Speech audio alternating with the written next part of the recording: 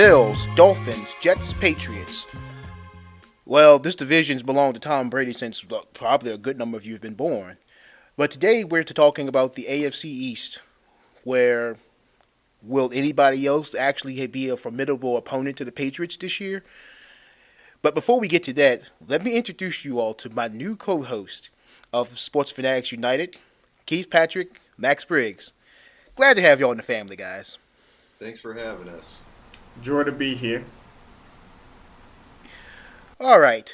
So, like we just said, this division has belonged to Tom Brady and the Patriots since basically 2002. I mean, the only time they haven't won it was in '08 when Brady got his Achilles injured in game one of the season to Max's Chiefs. Yeah. And basically, what else the other year? 2003 against when was it Miami that took? I damn it, where's Derek at when you need him?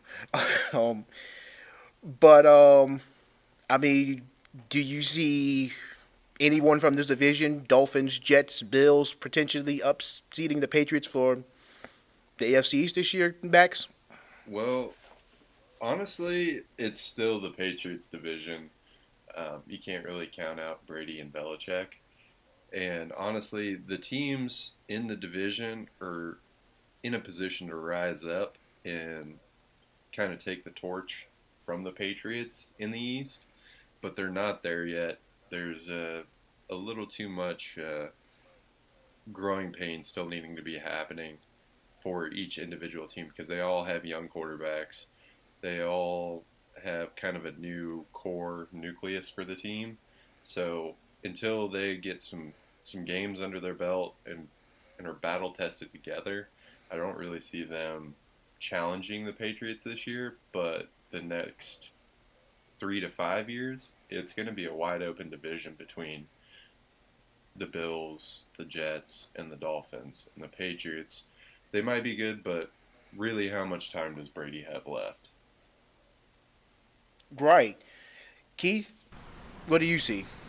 I'm gonna play devil's advocate, and I think that the Patriots will fall off this year, and it'll be, Oh, yeah. I think that the second year quarterback will, finally rise up. But it's funny enough, the other three teams obviously have second year quarterbacks, but the one that will be most impressive will be Josh Allen because I don't know. I think the Bills, as much as it's a party town and all that, and like the tailgating is amazing.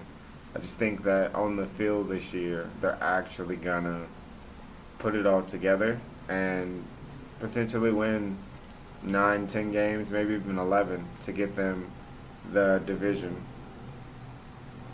I mean, let's not forget either that Buffalo is just a year removed from being in the wild card game against the Jaguars. So I mean, that's not too far fetched, in my opinion. Well, But Ty God carried them.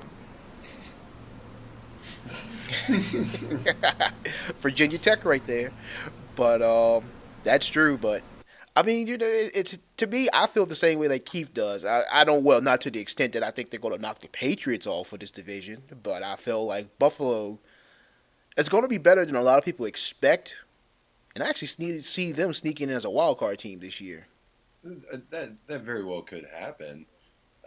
Personally, my pick would be the Dolphins to surprise people because I don't know what it is, but I have like a particular love for Josh Rosen for some odd reason, and I thought he should have stayed in Arizona, and they shouldn't have drafted Kyler Murray, and the Dolphins got him for a steal of a deal on a draft day trade for a quarterback that went in the top 10 the previous year. So honestly, they've set themselves up, and I think they retooled their offensive line, if I remember correctly. I think they went out. Oh no, that would have been the Bills that retooled their offensive line. But I mean, from what I'm looking, they got Dwayne Allen for him, and Devontae Parker re-signed. So I think they've got a pretty good setup there as far as pieces around him in order for him to succeed a little bit better. And they didn't lose out on too much. They did lose out on Sidden and Juwan James and Travis Swanson, but I think that all those can be kind of recouped through the draft, which will definitely happen next year because I think they've got like some 11 odd picks next year in the draft. So I really think the Dolphins are on the cusp of doing something awesome, and they got one hell of a quarterback in my estimation. Yeah, I mean, it's not the most absurd thing I've heard, but I mean, they lost their leading passer from last year, lost their leading rusher. I mean, yeah, they were 7-9, but lost their leading receiver. He's gone. It's just to me, the Dolphins. It's too much for them to replace in 1 year to go from nothing to something, basically. Uh, Well, I don't see it happening this year, but they might surprise people with how they perform to a certain extent. I'm not saying that they're going to get the wild card or even be a 500 team. I'm just saying towards the end of the year, we're going to start to see flashes from this team that might go, well, hell, they're in for a hell of a 2020 or 2021 season. I think they've got the building blocks there ready to go. It's just they need to keep on adding through the draft and adding through free agency, and I think they might set themselves up to be a pretty nice franchise for the years to come, especially with Rosen at under center. yeah, I feel like the number one thing they'll have to do is they got to give Rosen a chance because if they go in this year thinking, well, we'll see what he has, and if he's good, we keep him. If he does bad, then send him out the door. I feel like then in that case you'll be letting a good quarterback that could actually stabilize his team and allow you to get other pieces around him basically walk out the door. Yeah, well, every quarterback, every young quarterback needs stability in their offense.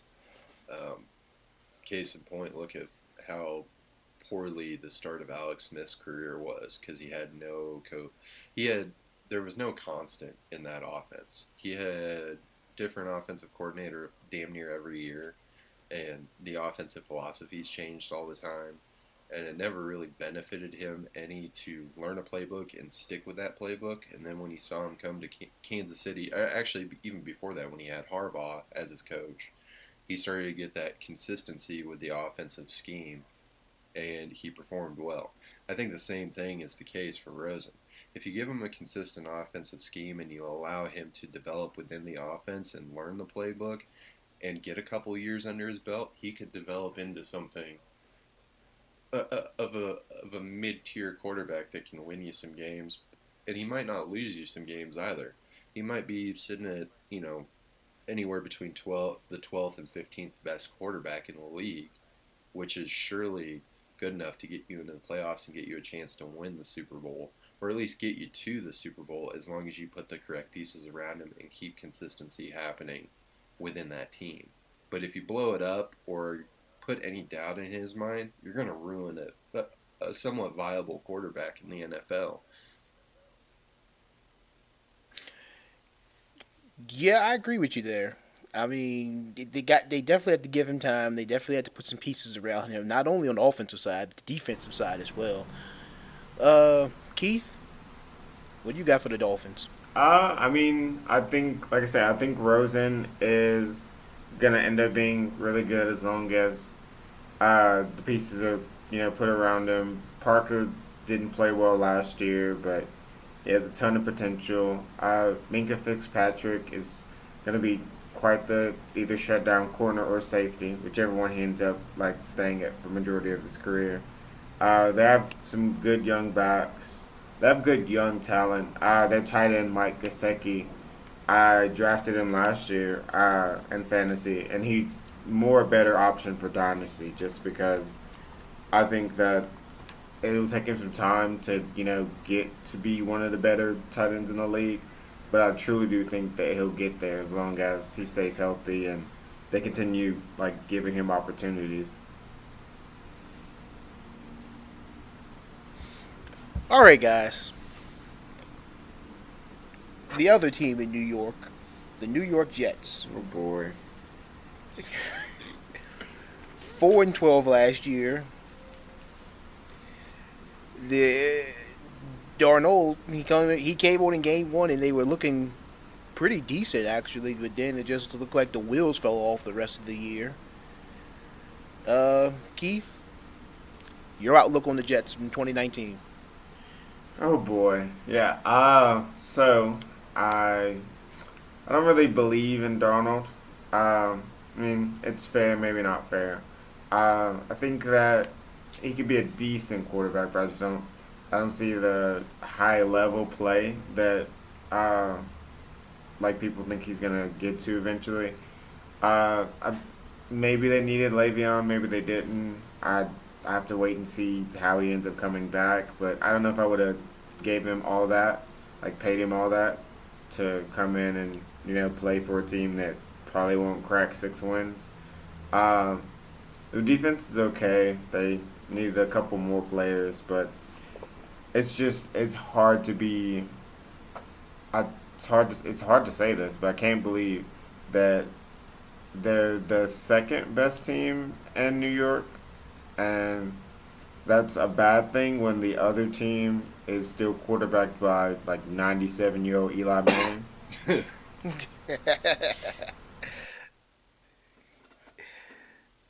Max, go ahead and jump in and give us your thoughts on the Jets. um, as I'm giving you thoughts on the Jets, I'm looking at a picture of Gase right now during his press conference, and I think perfectly encapsulates the entire feeling of the Jets. Kind of cracked out, weird looking. They're they have pieces, but I don't think they have the right person at the top to put those pieces together and make them a team. So, I mean, you've got the Diva and Le'Veon Bell there. Sure, that's a great addition, but you're spending a ridiculous amount of money on a running back that has some attitude issues. And more than likely, once he starts losing pretty hardcore in New York, he's not going to want to play anymore. So I think it was money poorly spent there. And I like Darnold, but they don't really have an offense that I think can really set the league on fire because it's a passing league now. And in order for them to be successful with a young quarterback, they need to kind of have almost like the air raid offense like we've got in Kansas City or how they're doing it over there in Cleveland with Mayfield. You're really going to need to kind of just give them all the weapons that you possibly can and just try to set the league on fire through your passing attack. And I don't really think they've done that. I mean, Robbie Anderson, isn't he in trouble with the law all the time? And you've got Jamison Crowder, who's a decent wide receiver, but I don't think is a wide receiver that's really going to do well in that offense. And then, Jermaine Curse is still there, correct? Mm-hmm. I mean, he's a decent possession type guy, in in my opinion, but I don't really think I don't really think they're set up for success. I think they tried to throw money at some problem areas and say, "Here, come play for us, and you'll make our team better." But really, it's a band aid on a gunshot wound. They're just such a poorly run franchise right now that they're not going to be successful with what they have. Actually, I just looked it up, and Curse is not on the Jets roster as of right now. He isn't. Not from what I see, anyway. Well, But that sucks for them because I mean that's even more stuff lost for them, and they lost. I'm looking right now. They lost a center and a guard, so they lost James Carpenter and Spencer Long, and they only replaced him with Osamley from the Raiders, I believe. So I don't. Gun Raiders. Yeah, so I'm not really sure they're setting themselves up to be successful with a young quarterback, with losing offensive line and only replacing it with a with a decent guard. I mean, that he's going to get killed back there. He's going to be running all over the place, and Gase really isn't the best person to help coach a young quarterback. Uh, they're screwed. They're going to be horrible again this year. They might be 5-11. Bell and Mosley might help them get one more win than they had last year, but that's about it. If you would have asked me back in April what I thought about the Jets, I would have been high on this team.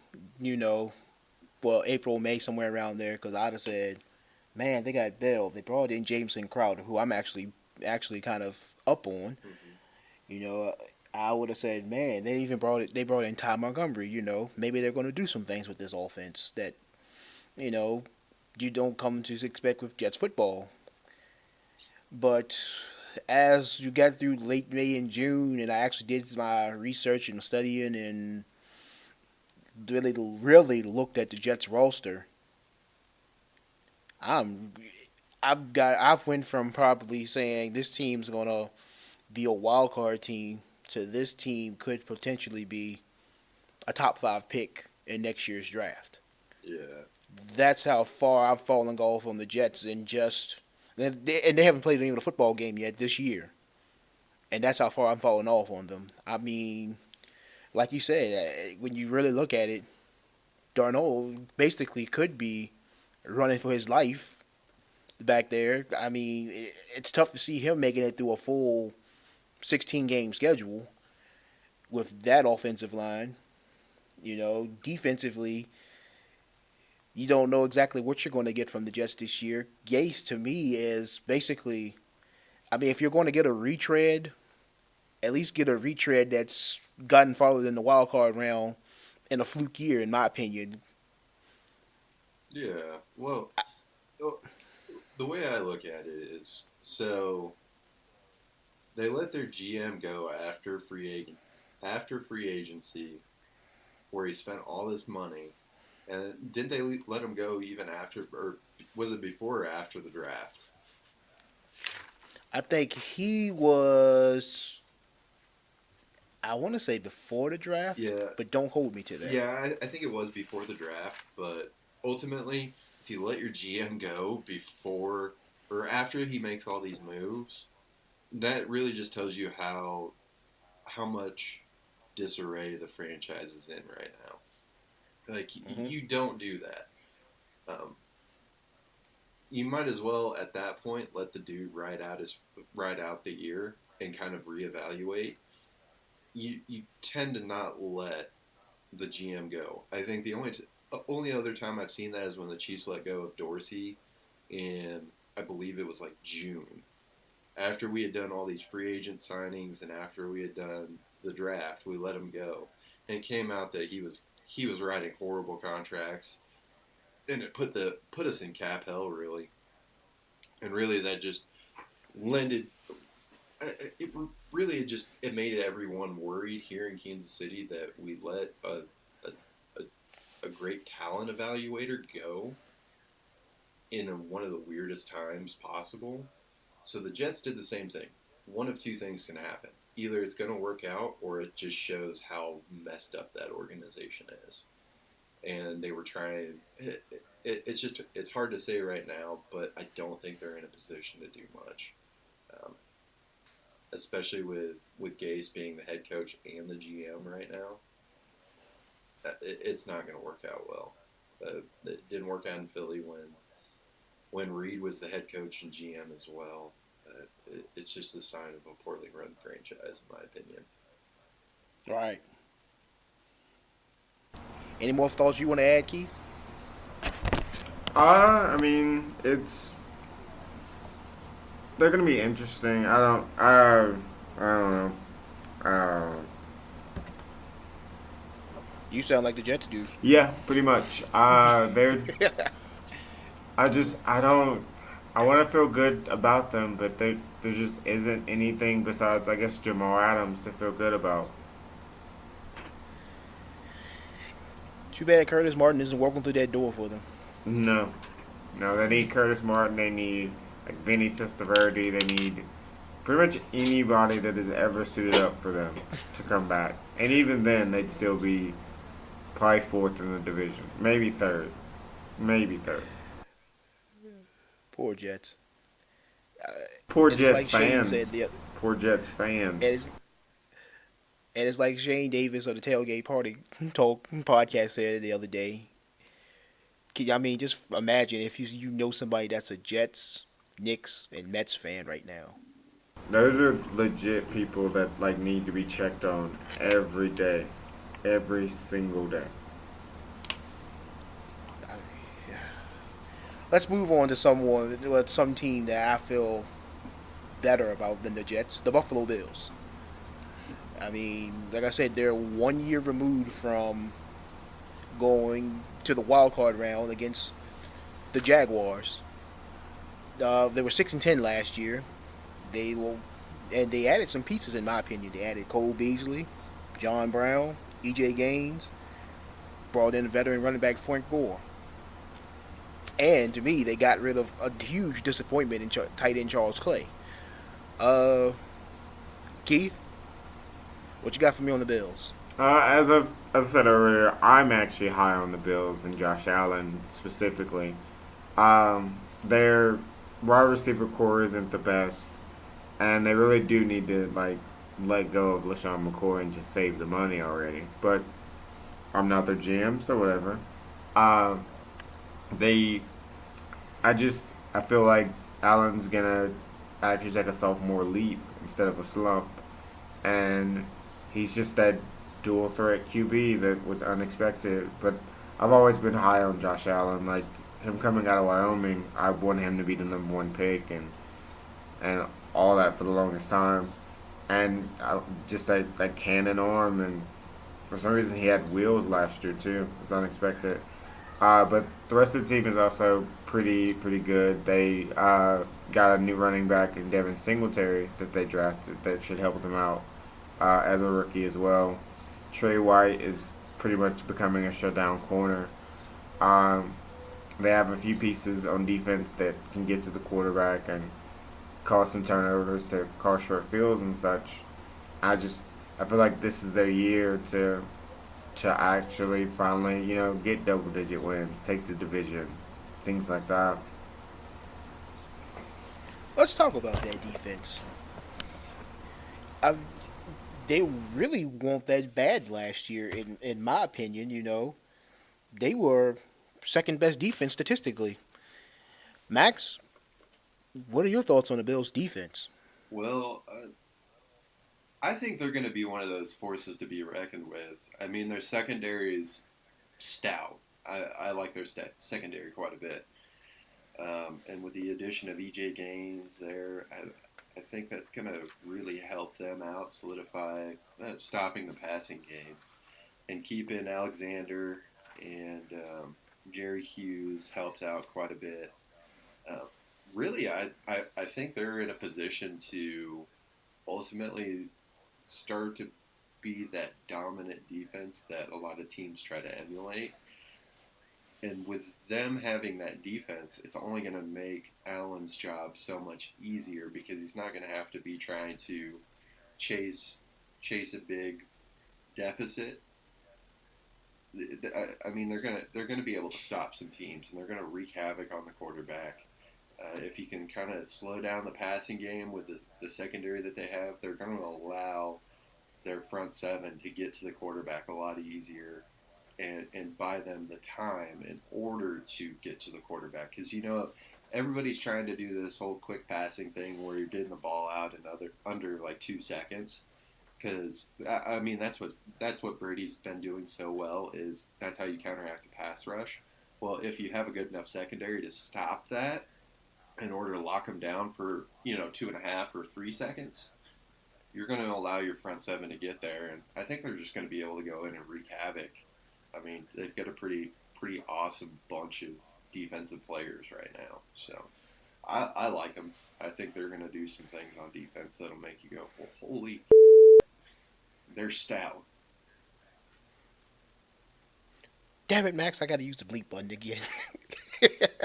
I'm sorry. But I'm sorry. That's what you get with me. uh, I mean, I'm really high on the bit. Like I said, okay, you know how I said with the Jets. If you'd asked me back in May, I was really high on them, and now I'm low on them. Well, basically that flipped for Buffalo. If you'd asked me back in May, I was down on the Bills. I'm like, man, this team's going. Nobody's gonna want to watch Buffalo this year.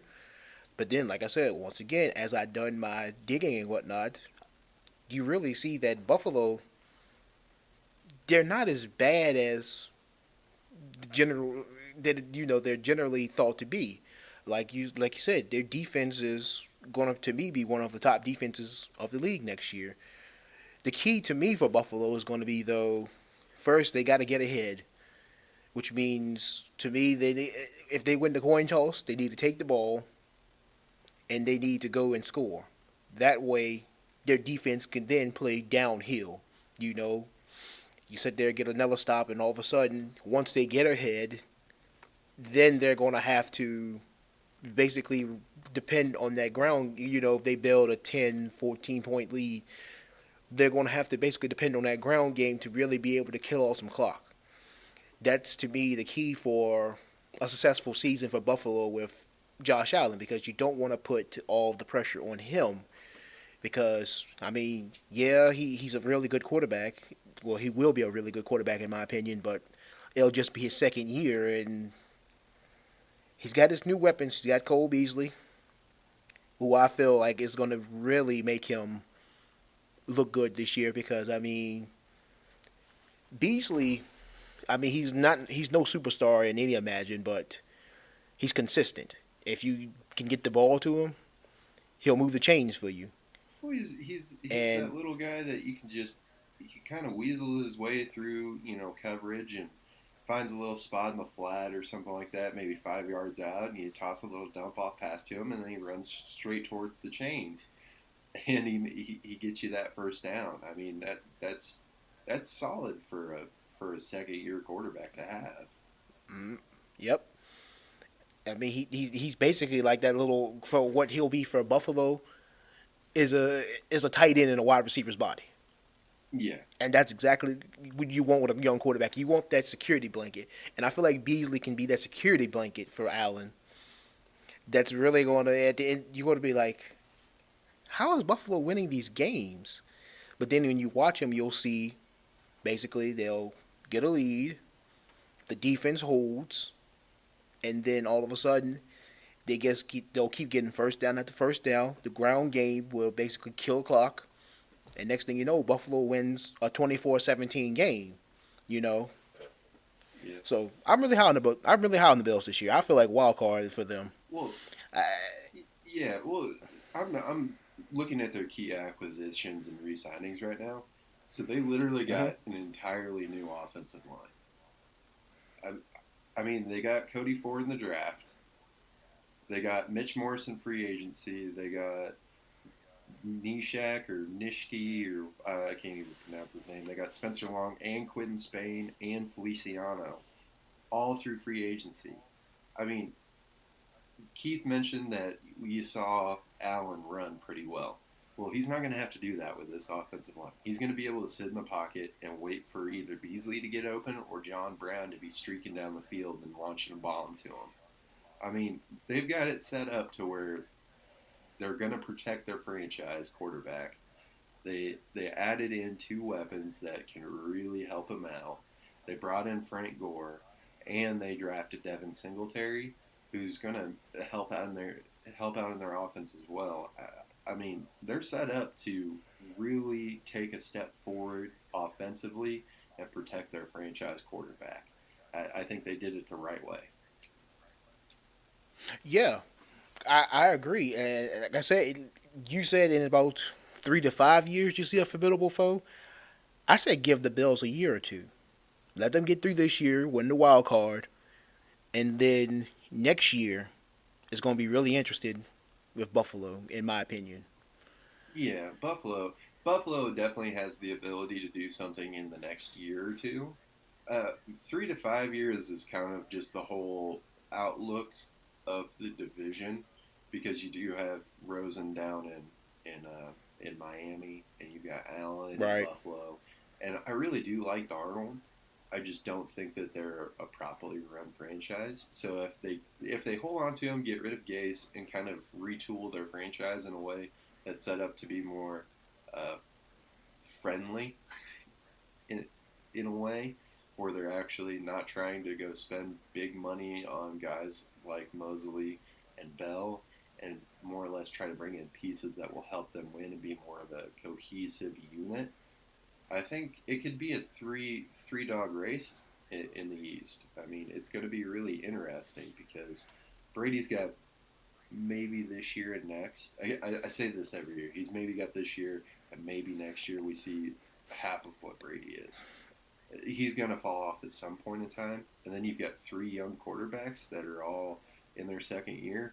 Holy shit! That defense or that division is going to be set up in a way that will make you go, well, that's the toughest division in football, hands down.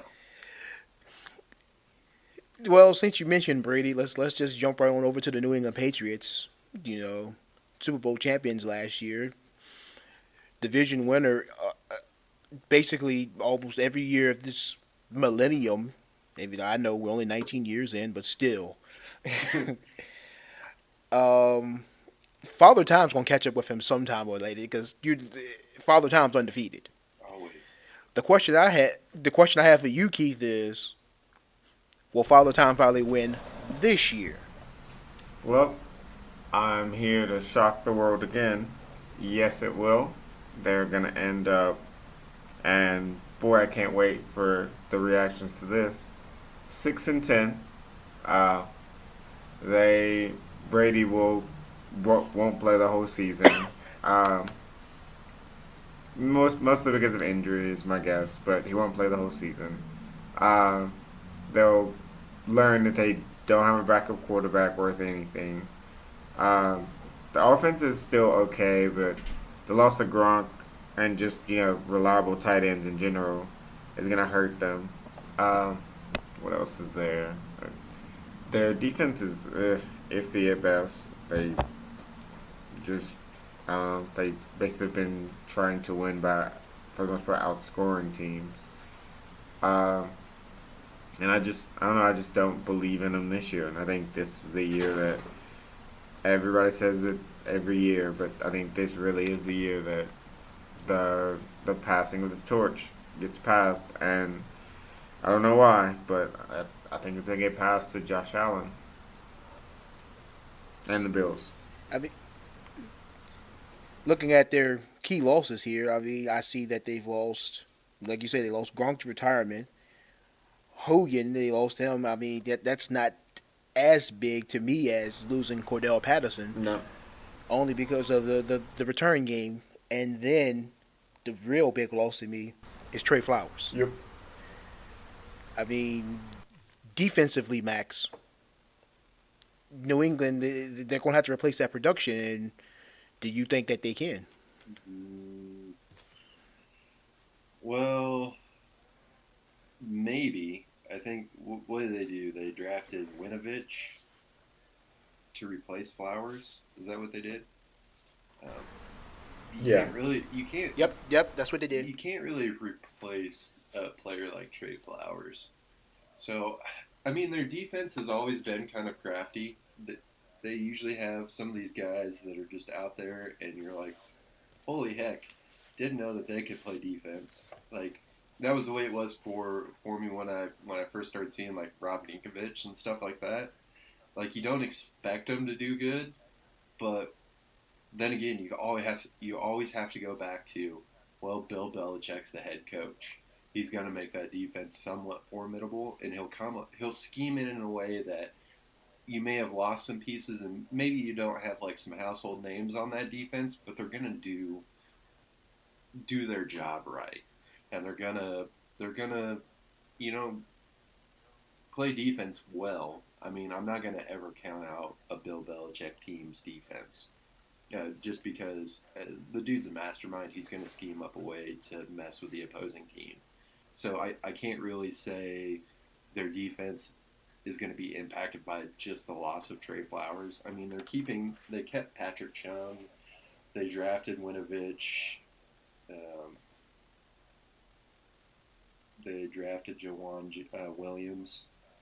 They got Jamie Collins back, and Danny Shelton's still there. I mean, they're still gonna have a decent defense. I mean, we're not. I wouldn't say that they would be at a deficiency there just because of Trey Flowers.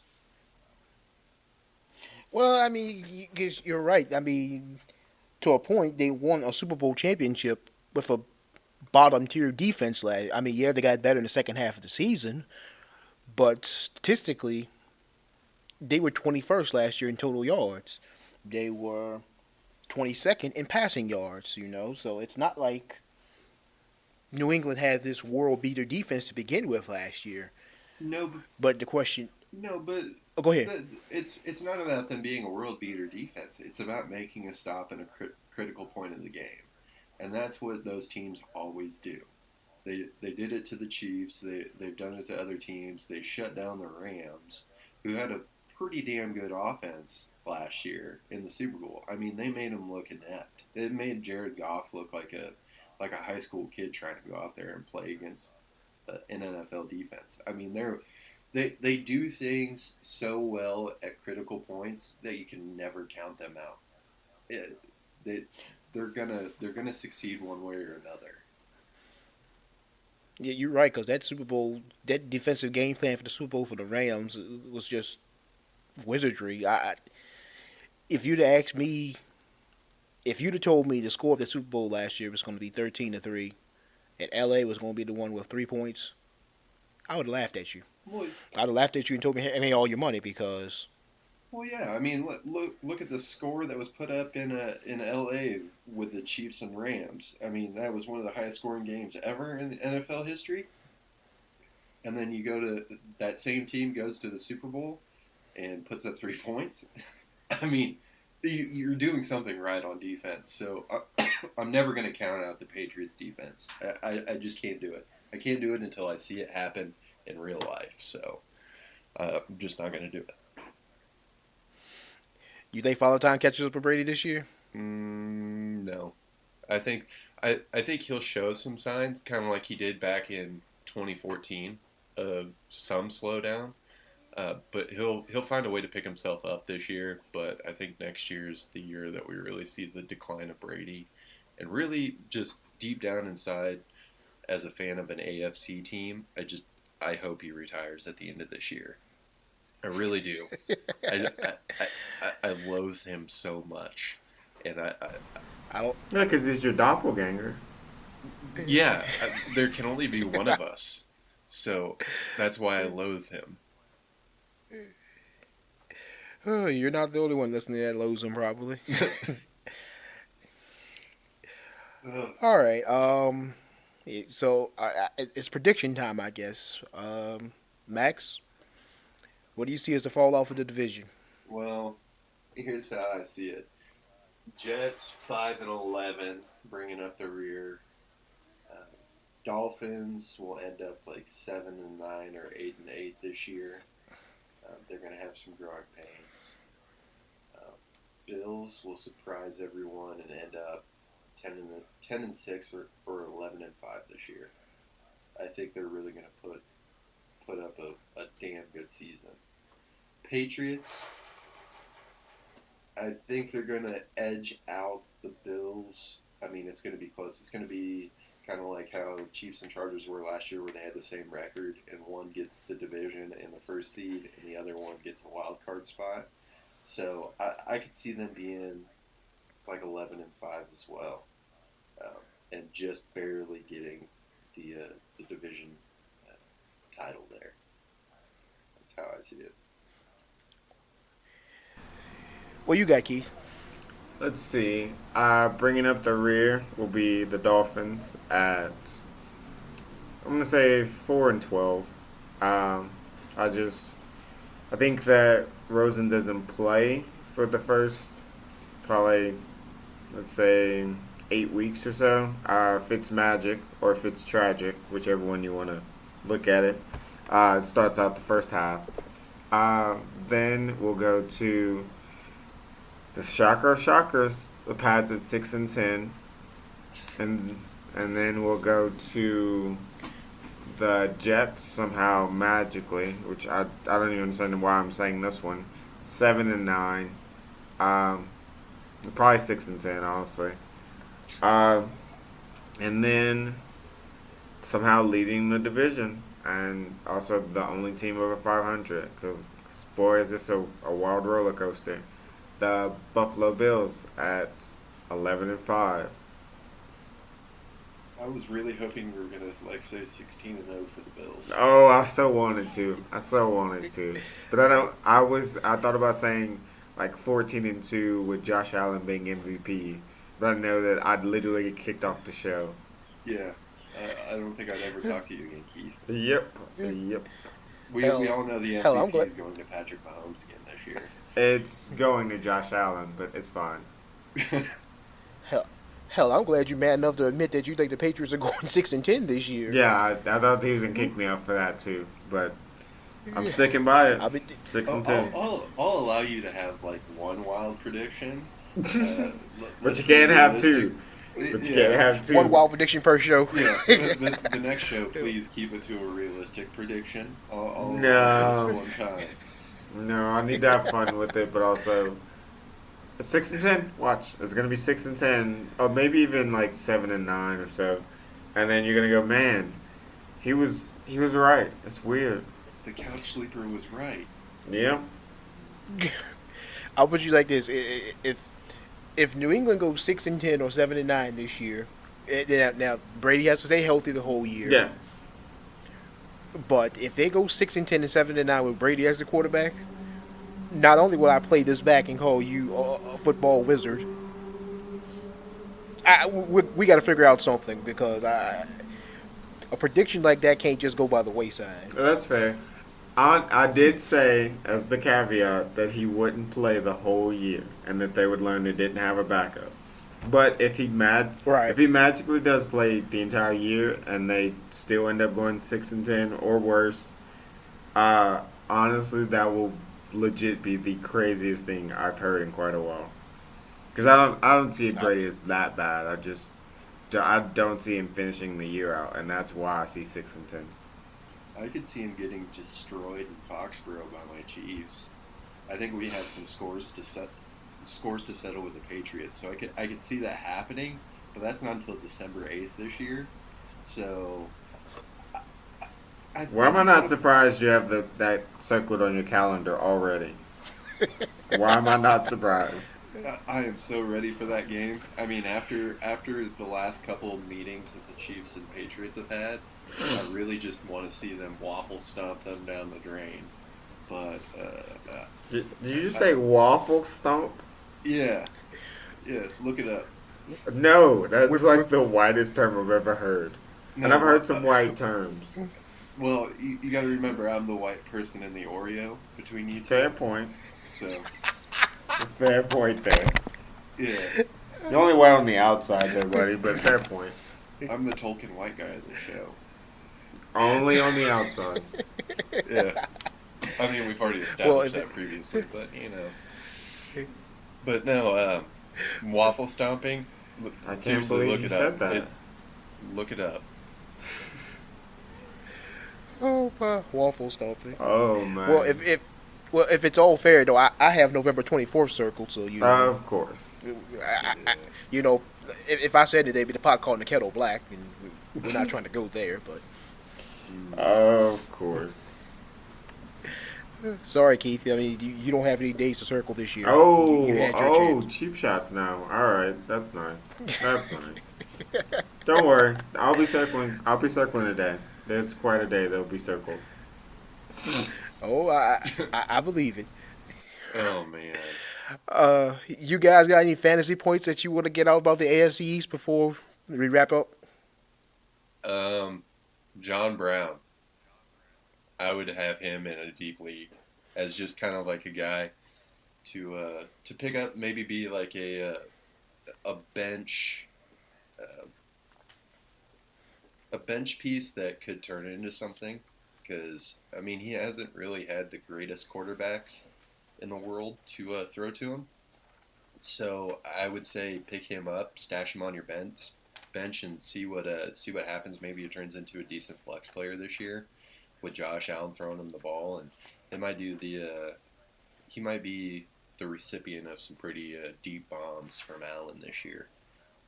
I think he'd be a nice little pickup for everyone. That's smart. Uh, Tight end Mike Gesicki from Miami. I am still high on him, even though he didn't do anything for me last year. He's a better play in Dynasty, but I think that this year he could actually. I think Rosen will actually look for him more often in the later half of the season.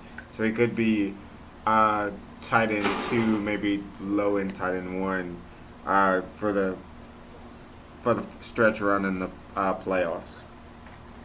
The fantasy playoffs. The Dolphins are getting near the actual playoffs. They'll be close. They'll be close this year.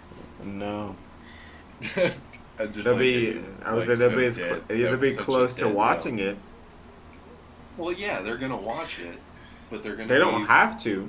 They're gonna be watching the Patriots in the playoffs and the Bills in the playoffs. Oh, they'll watch one of those teams. I'll let you pick which one, but they'll watch one of them. They won't watch both. Patriots.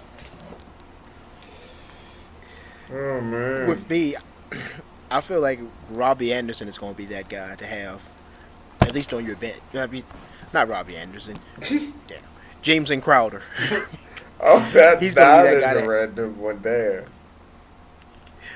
Basically, because Robbie Anderson to me is the guy that with the Jets and whatnot, they've tried to make him the number one. But to me, Jamison Crowder, I just feel like with whoever the quarterback is, he actually works really well. I mean, like he's not a superstar receiver by any means, but I just feel like when he's actually on, he's very consistent. I mean, to me, he's actually part of the reason why Kirk Cousins has gotten $84 million, but we're not going to touch on that this week, Keith. But to me, Jameson Crowder is just a guy to keep your eye on. Well, I'll throw in one more for dynasty leagues. Josh Rosen, pick him up because I'm pretty sure in any dynasty league that you're in right now, and if anyone's in a dynasty league, he's probably available in free agency, or on the waiver wire. So go pick him up, stash him on your bench, and when he starts to ball out in Miami, you'll thank me later.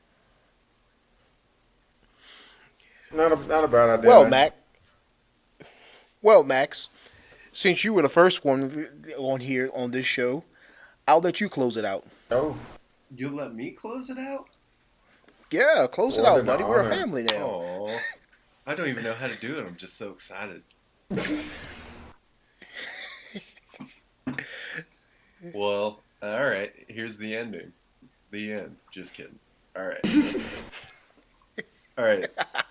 Well, I gotta say, awesome takes on everything on the AFC East, except for Keith's little take on the Patriots. Very concerning. I'm gonna have to fact check you later. Right, good. It was an awesome show. I'm glad to be a part of it, and thank you again, Eric, for making me a part of Sports Fanatics United. And I appreciate being a co-host. And same with you, Keith. I think this is going to be quite the interesting endeavor between the three of us. So that's our show, and check back for more when we start doing a normal show. All right, thanks.